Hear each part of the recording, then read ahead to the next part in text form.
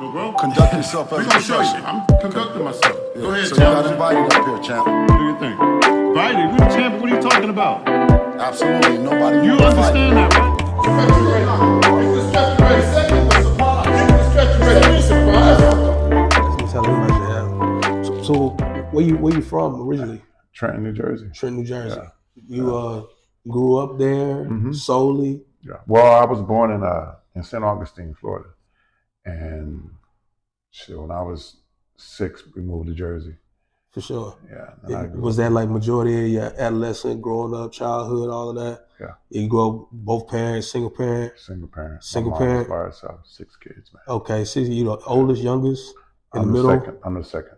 Okay, so you got more of a general mentality, knowing that you got to kind of I'm actually considered, I got an older brother, but he didn't act like the oldest brother. Gotcha. My mom always, she, when you're a kid, you don't know because you do most of the work. You go to the store. I was fucking going to the store all the time. I couldn't say, well, send him. My mom would have knocked my head off, For sure. So, just growing up, that many siblings, you already grew up kind of competitive, probably. Yeah. Oh, yeah, for sure. So is that kind of what led you into competitive sports in general? Man, the guys in my neighborhood, man. Mm-hmm. Like my family, my brothers, they were athletic, but we had guys in my neighborhood, man, that was super athletes. They push you. Yeah, they'd come pick me up to play football, to run. We used to run relays in the park. The baton was, we used to break a tree branch, and that would be our batons and shit.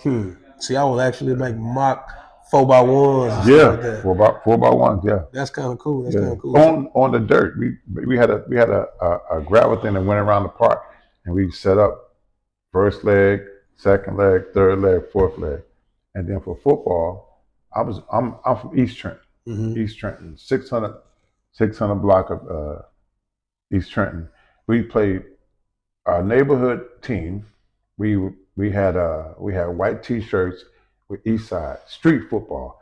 We'd go play the North Side, the South Side, and the West Side. Like you tour around. A tour around, but most of the times the hard neighborhoods probably end up being in a fight, But so you competitive guy growing up, that leads you into taking what sport primarily more serious? I did football and track. Football and track. That's kind of, they go hand in hand. Yeah. Even out here in Texas. Yeah. But I wanted to say that I was a better football player, but my high school coach didn't really work for me. I mean, I had all kinds of offers to go play.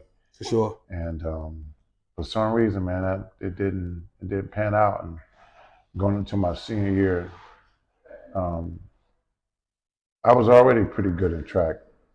9th grade, as a freshman, I ran varsity track. Mm-hmm. And my coach would say, when your talent catch up to your want, ain't nobody in the state gonna beat you. I was like, man, what the fuck are you talking about? I said, I want to go now. I go to state 3 years in a row. And I get to state my senior year, and I went to state. I was a top jumper. So a lot of people are coming into knowing you today. So did that focus of, man, it don't matter what they saying, don't matter what the odds are, I'm gonna knock that down and run through it. Was that always how you approached it? Yeah. Because it seemed like it's not something that's new. Yeah, I lived my life like that as an athlete. For sure. And football was a team sport. Sure. But track and field, it was individual. Solo out there. And you couldn't be, you could be aggressive, but it had to be a controlled aggression because if Carl Lewis jumped 27 feet, or if anybody jumped further than me, okay, I had no control over them. So go over that. I know a lot of people probably have no idea about this. So you qualify for what to see Carl? The U.S. Championships. The U.S. Track and Field Championship. Okay. That's the top in the United States. And back from the 80s until the late 90s, I competed, and I got as high as 12th in the world in the long jump. And among those, during that time, we had the best jumpers in history. And till this day, I'm ranked among the top 250 jumpers in history. Mm. My best jump is 26 feet, legally 9 inches, but I've jumped well over 27 feet. God. So So that being ranking so highly, and it put you right there against Carl at a point in time. yeah, listen, I competed in track and field. That was the best and the most dominant competitors in the world.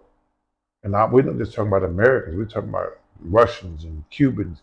Even Cuba had a guy over 28 feet. Right. Russia always had a guy over 28 feet.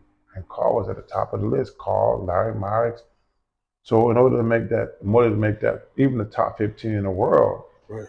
you had to be competitive. So I don't want to jump again. Every other weekend, you got to find out where these guys are. So you got to find your way. Right. If not, you get your ass kicked. So how do somebody like you take that and say, hey, I'm a elite in this track and field? Did you just start to take fitness more seriously, or what? Well, it was always, if you look at every sport, from basketball to football, they're doing track and field drills. Absolutely. High knees, A skips. That was something that we did as warm ups. So I always knew that, and the biomechanics, you know, body placement, and you know, the mental approach and preparing. I've done it all my life. Is that the approach you take with the fighters you work with? Even with now, people say, no, I know boxing. Okay. I'm not a boxing coach. I don't want to be a boxing coach. Right. But the conditioning of the sport, for sure, I can do that. I've done it at the top level. So when I look at preparing a fighter, I want to know how many rounds he's going. I want to see body position. You know, all the biomechanical things of boxing, they all relate to my sport. Does a fighter's style change the way you work with him? No, I have nothing to do with the style. I have nothing to do with the style. What I do with the fitness is make it better. Gotcha. By being in top condition, you know, you could win. And sure. even guys that are not in condition, don't have the best style. They're not as skilled, right. but their conditioning is top notch. Got you. So that how did you find your way into the boxing world and conditioning? Well, it's crazy. I used to do meals. I was Juan. I don't know if you remember Juan Diaz. We did Juan's meals. Yeah, I was Juan's bodyguard, and I would go to the gym and I would see the conditioning and stuff that they were doing. I'm like, there's so much more. Yeah, there's so much more that they're missing. And so one day I was on the track at Memorial High School and I saw these two kids running. One of the kids was Pablo Cruz. The other one is now two-time world champion, Regis Prograis. So, but I knew them from the gym, and they were running. Man, it was killing me. The form was jacked up.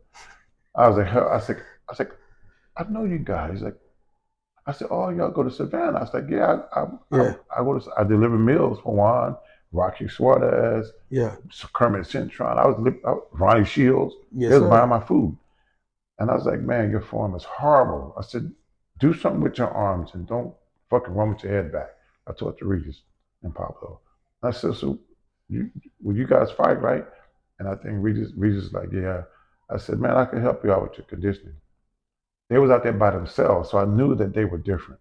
Gotcha. But Saturday morning, Pablo and Regis on the track running, so Regis like, I'm gonna have my manager call you. I said, cool. So back then, shout out to Jake John, because he trusted me, bro. He was Regis' How long ago was this? 12 years ago. So you've been working with Regis that long? Yeah. So you really familiar with him as far as his conditioning? Yeah. Because that's like got your signature on it. Yeah. That's dope to hear. Yeah. So I know you work with Regis notably, but any other people that you put a lot of time in with? I work with Jenny Fuchs. She was two-time Olympian. She's a pro now. I worked with Jared Hurd. I worked with Jared maybe a year and a half ago. I worked with Kenny Sims. I worked with the whole U.S. Olympic team. I had Keyshawn. I had what's the kid from Chicago? Lightweight. I had the heavyweight Richard Torres. They had the whole team here, and K Corona sent them over to me, and I did their conditioning. I don't know. They could have been here a month or 2 months or something. What told you, or what was like the check mark in your mind to make you pursue this? Because I mean, sometimes people pursue things and not necessarily know what the end result gonna look like until they know what it looks like. How did you know what it was gonna look like with your fighters that you were with? Well, I didn't. I can't say I knew, but I knew one thing. I knew that if I got these guys in great condition, they could fight all day. Right. You know, and in track and in boxing, I would hear guys saying, "Punch myself out." I'm like, how? So when I ran, all we did was fucking run. Right. My legs never gave out. If I have lost a race, I lost a race. Yeah. But my legs didn't get out. They would say, I said, you don't punch enough. Right. If you get tired as a fighter for punching, you don't punch enough. Right. The preparation is off. Yeah, it's off. It's off because when you connected that body or that bag, that muscle has to recover. Correct. Same with track. When that leg is hitting the ground, that muscle in the 400 meters is the hardest race you can run. Mm-hmm. At 355 meters, the lactic acid gonna build up, and what you train for is to run further than 400 meters. So you train to put the body almost into autopilot for when it is allegedly tired. Absolutely. So you give me a fighter who's going 10 rounds, 3, 6, 9, 12, 15. What's that? 25 minutes? Mm-hmm. So he better be able to punch for 25 minutes. Yeah, that should be a given. If you can do that with a fighter and let him see that he can punch for 25 minutes, guess what? He gonna go into the fights. He can let his hands go and ease his mind that he gonna have gas in the tank later. Yeah. So, well, Regis specifically, you know, what I'm not asking you to tell me what y'all particularly do, Mm-hmm. but what characteristics did you draw yourself to in him acclimating to what you do? Because it sounds like what you do is pretty vigorous. Yeah. It sounds like you could run somebody off if they wasn't about it, about that life. Yeah. What you see in Regis to make your mind say, "Oh yeah, he gonna dig it." Well, you know what? It started from day one. That Saturday morning, I saw them on the track. I said, "These kids are no different. Mm-hmm. Yeah, they running by themselves on no coach." And even to this day, Regis has not missed one day of training. No strength and conditioning? Yes, not one day. Wow. No, man, I ain't gonna make it today, man. Nope. He committed. I seen that he had got a nutritionist or something, mm-hmm. a while back or something, yeah. And it made him able to make weight a little easier. Did you have anything? Well, listen. At some point, I was telling him all the time, you got to be a professional. Correct. When you go from zero to millions, you get a little lackadaisy. I tell you all Absolutely. The time, you got to stay. The example is Floyd Mayweather. Mm-hmm. Floyd is always on weight, so I think Regis knew how to eat, but Declan, the nutrition he got now, he's a motherfucker. He a beast, and Regis trusts him. So what he had done was tied in. I said these have to go together, the nutrition and your training. If you get too fat, training gonna be even harder. You're somebody who did nutrition. Absolutely. So how or where does a fighter find comfort or some kind of security to where I could trust you? Because you use that word with Regis and whomever, or fighter. Where is the I could trust you? It can't be the course of a camp and then I make weight. Right. Well, it goes back to discipline, and the reality is if you experience a time where you don't make weight, it's a self-check because Absolutely. I can tell you what to eat all day. I can make meals for you all day, but you got to put the effort into eating them. And I think after he didn't make weight, he reality checked and said, okay, well, I may need some help. So we went out and they got the best one, and Declan is good for Regis, and he listens, and he can stay at 140 for the rest of his career. I believe that. So you got a tidal wave of popularity from I'm not gonna lie to you, an enjoyable press conference. Mm-hmm. I enjoyed it. Was that on your heart already, or is that something that you just threw from the hip? Bro, it's from the hip. But one thing I am not, I am why I'm you go, and you're the first interview that I'm doing after this that I'm gonna show these motherfuckers that I'm never ill prepared. Okay. Okay, I'm gonna show you so you know what I'm talking about. I ain't done interviews with nobody. I came to the podium and on a physical stance, I knew one thing. I knew that Devin Haney, number one, he doesn't have a chin. Okay. Number two, he can box. Okay. Number three, I had to go back and look at who he fought. I've been studying Devin Haney for the last 4 or 5 months. Did you saw this on his way? I saw it, and I saw they don't have a whole lot of fights that they made in Mexico, but I got people. I know how to build a. I work with Marlon Johnson. Marlon Johnson is an advisor, manager. He works with for 3MG Boxing. He worked with Freddie Rojas. Guess I'm a part. I was a part of the management team, and we know how to build fighters. We build fighters with pedigree. Devin Haney pedigree. They build this record. A lot of times these fighters they get overwhelmed and they start believing in their own hype. If you knocking motherfuckers out, you're supposed to knock out. Okay, don't start running around thinking you're a knockout artist. Because you're doing what you're supposed to do. Yeah. So when push comes to shove, it's gonna be a real fight coming up. And when I said what I said, because I'm from Trenton, New Jersey. I know that weakness. I know weakness. Yeah. Right.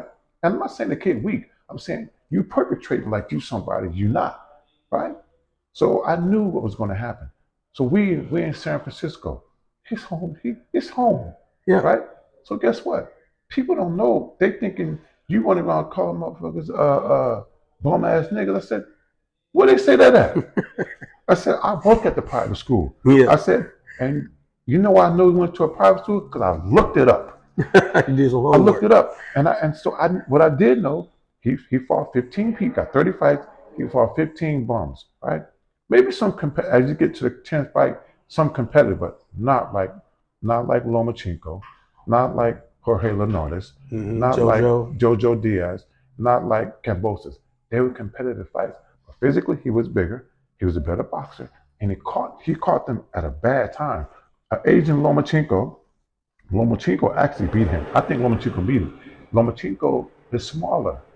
Yeah. He started off at 122, 126, somewhere around there. And he bullied Debbie around the ring. He actually hurt him a couple of times. We know what Linares did. Those are facts. Yeah. Those are facts. It looked like he fell asleep at the wheel and Linares caught him and it showed.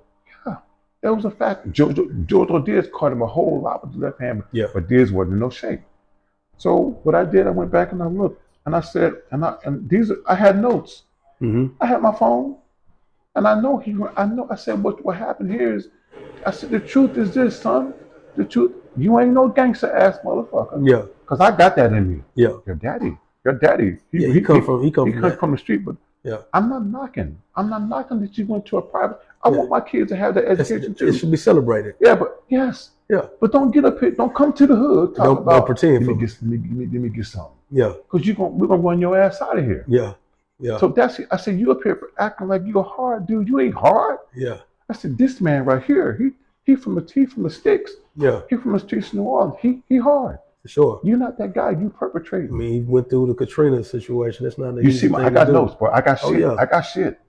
Oh yeah. I got notes here to back what I'm saying up. You prepared. Yeah. I didn't go up there ill prepared. I went up there ready. I said, and I said, let me call. And I let Bill Haney go. I said, motherfucker, let me tell you something. Your shit leaked out. What your words came out of your mouth. That is hot at 35. It is. It's hot at 35. What you do? You didn't. I said, you didn't even give Shakur a chance to fight. Yeah. And you damn sure wasn't calling Tank. Would you have liked to have seen that fight? Oh yeah, I think Shakur he a Jersey boy. Yeah. He from you got Shakur in that fight. Listen, for sure. Listen, he from what they call the bricks. Right. The bricks. Motherfuckers don't play around in North New Jersey. I watched him spar and work in the gym, and I watched him spar Marquise Taylor. That's a 6'1" middleweight. I like Maurice a tough motherfucker. Yeah, Marquise tough, and he's in there in the ring with Marquise, and he's supposed to be at 135, and Marquise fighting middleweight. That told me that he's a lot more tougher than what people may think. Listen, he He and Devin Haney, they two different people, two different men from here. Yeah. From what they're saying from the bars, they different. Yeah. And I'm different from him too. My approach, I didn't come in here trying to belittle you, bro. I came here to check you. Yeah. To check you with all this, because the fans don't understand. You know, on the real. You know, I watched it a few times, and what I rarely see is somebody who able to combat Bill. And you and Bill was going back and forth, and I never seen somebody consistently go back and forth. Well, I don't even know that about. I don't know that about that motherfucker. Well, of course you wouldn't, but you know, Bill is he real good with words. You know what I'm saying?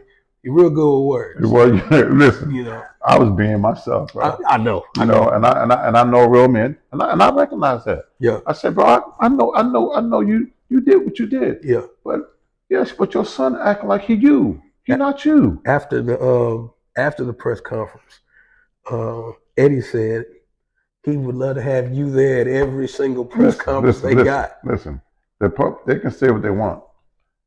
I got more facts. For sure. I got more facts. I didn't get a chance to bring out. Well, what you mean facts? As far as with that? I got some. Listen. We want. The public needs to know exactly who we're dealing with. Okay. Bill didn't answer the question. He came into the we were sitting there went to do the face off. He came in talking, oh well, this called me, oh you big dummy. Is that when y'all was in some kind of other room? we was waiting for the face off. Gotcha. So I said, bro, you're gonna have to bring a stretcher. I see that. I'm not playing. I mean that. Right? So then he tried to laugh. I said, no, I said, answer the question, sir. I said, I'm not talking about security. I'm talking about this. You said that it was hot at 35. I said, you got tricked because you done ran into the biggest problem of your career. Yeah. I said, Regis he ain't Shakur. He ain't none of those guys. These three different Tank and Shakur, they're two different fighters. Yeah, they're different kind of animals. Two different type of, I said, but you ran into a 140-pound animal. Mm-hmm. This ain't what they lied to you thinking this, so what, you got Bill, right? But like I told him, I said, y'all like vultures. You sit around and you wait for somebody to falter. And that's what you came to. So you think the Donatella's Arilla fight was that which you describing where they thought that y'all may have faltered some? Oh yeah, the what's his kid name? Anyway, I forget his name. From Puerto Rico. Mm-hmm. Yeah, we faltered. Donatella's Arilla. Zarilla. Yeah, Zarilla fight. Yeah, wasn't a great performance. Mm-hmm. And guess what Bill did? Oh shit. That's it. Regis Prograis can't cut the ring. What? Listen. So they saying he can't cut it. But that's all they got. Yeah. They're saying they're underestimating Regis. They're saying they can't cut the ring. They said he only had one punch knockout. He done knocked 25 motherfuckers out. Right. With the straight hand. Right. Yeah, he ain't got no slouches on there. He got some more shit. Yeah. And if at this level you think a fighter can cut the ring? I said, too late. It's too late, Bill. Let me look in the camera. It's too late, Bill. You can't run and you can't hide. Because on December 9th, your son, like I said, gonna be laying on your back. You said there's gonna be a warrant served. And I told you, and I'm gonna tell you again, that the only warrant gonna be served is the one for child abuse from your kid, because he's a child next to Regis Prograis, physically and mentally. Now, and then you also said that he's flat-footed. Only thing gonna be flat, like I said in the press conference, is your son flat on his back, looking up at the ceiling. But I'm gonna be a gentleman. I'm gonna be a man. Because where I'm from, you get your ass kicked and you shake the man's hand. So I'm gonna shake his hand and I'm gonna help him up the floor. I'm gonna help him up. But let's say beyond boxing, Mm-hmm. what do you have that you cooking up or that you working on? Because I know somebody like you seem like you got a lot of layers to you. Yeah. So you got I know you've done meal preps. You've been a U.S. level, world level track star. Mm-hmm. You getting fighters in the best conditioning that they could possibly be in. Mm-hmm. Where do you go from here? Man, I love the sport. I love boxing. I just want to work with the best. You know, I'm in my lane. I'm not no boxing coach. I'm the best conditioning coach on the planet for boxing. And there's a lot of guys out there at the top that I see that can use my services. So I'm going to be in this boxing until God say, hey, it's time to go. You know, but I want to work with the best fighters, and I want to continue this journey with Regis. Whenever Regis is done, we come undisputed, whatever. But we have this relationship where he's not done. I'm not done. There's plenty more for me to do in boxing.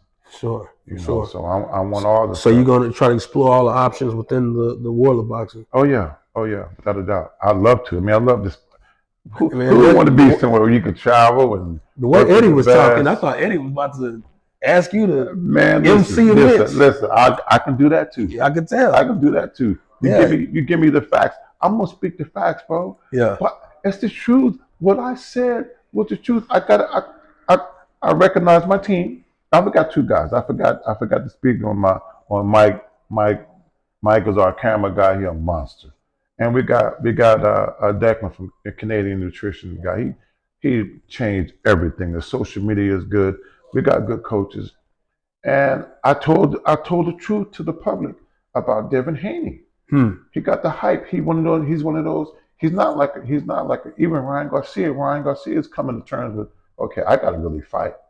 This is going to be the first time that Devin Haney is going to be in a real fight. So you saying a fight, not a boxing match? It's going to be a fight. A fight.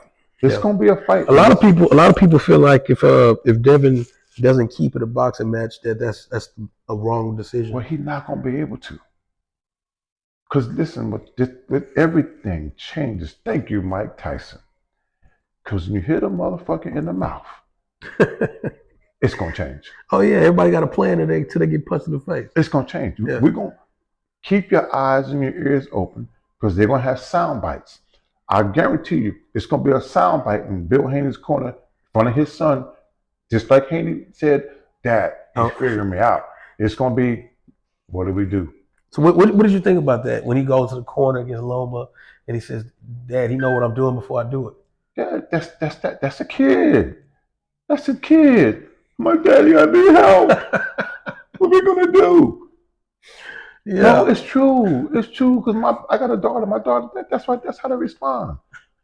But this is different. Yeah, because you're gonna get hit, and anywhere he hit this kid, it's gonna hurt. Oh, I'm over 240 pounds. A year ago, I don't even do that shit no more with him. I don't fuck with him in the ring. I had the body armor. Yeah, the body armor about this. The bodysuit. Yeah. Yeah. That motherfucker hit me in my chest. I felt that shit in my back. These were 16-ounce gloves. And he could punch. He could punch. And listen, his hand speed is going to be way faster than what they think. His head movement is going to be way faster. Before you know it, he's going to be on Devin Haney's ass. And guess what? He could box too. I told Cepeda the same thing. My right hand to God. What did you tell Cepeda? I told Cepeda, I said, You've done this twice, son. I said, you've done this twice. I said, this won't happen. I said, because we worked too hard.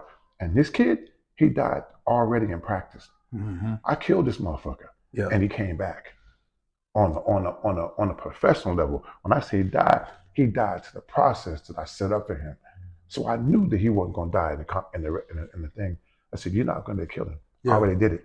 Yeah. I said, you're going to get knocked out. For the first time in your career, you will get knocked out, and you may not box again. I said, quote me. Yeah, I said, you motherfuckers don't call me a prophet because you won't get knocked out. So he gets knocked out. He gets knocked out in the 11th round. Right. And the 10th round, he said, oh, Cepeda hurt. He got some solid punches on Regis. Yeah. And Regis came back with the straight right hand. Go watch the 10th round. Straight right hand. I said, it's just the beginning. Yeah. I said, because in that tank is full. He got this at 36-minute fight. Guess what? We can fight for 66 minutes. And I'm talking about pure power. And that's the stuff that I'm not going to reveal in the state training with me. Yeah. That's the stuff that I work on, that maintaining. Because remember I told you earlier that 350 meters, the race begins. For sure. After round 4, the fight's going to begin. And from the history of Devin Haney, round 5, 6, 7, 8, 9, 10, he done.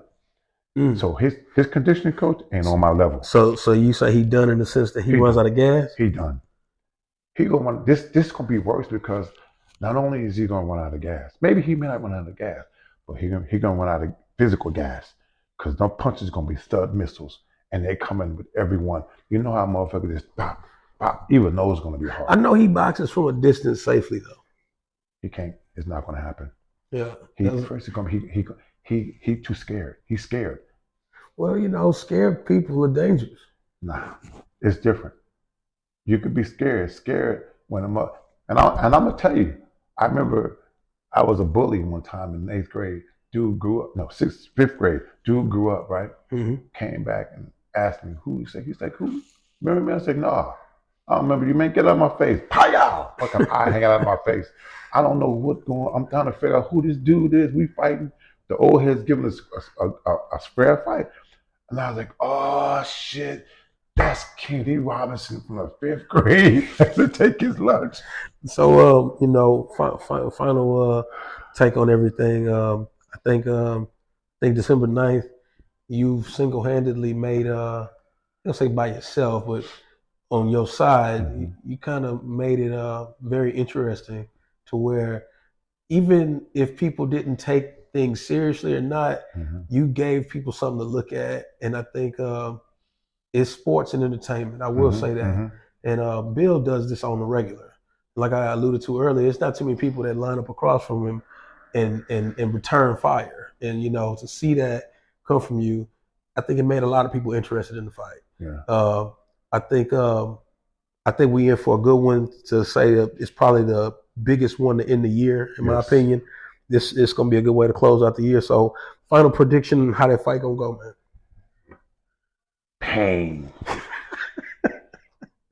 stamina, and Regis Prograis retaining his 140-pound WBC belt, with me helping Devin Haney off the floor, shaking his hand, smack him on his ass. Good fight, sir. So if somebody want to get a hold of you or work with you or get your services, what do they need to do? How do they do that? I'm on Instagram as fitness by Tobler. I'm public. You can DM me, hit me up anytime, and I'm willing to work with the best. But if you so I got this little test, man.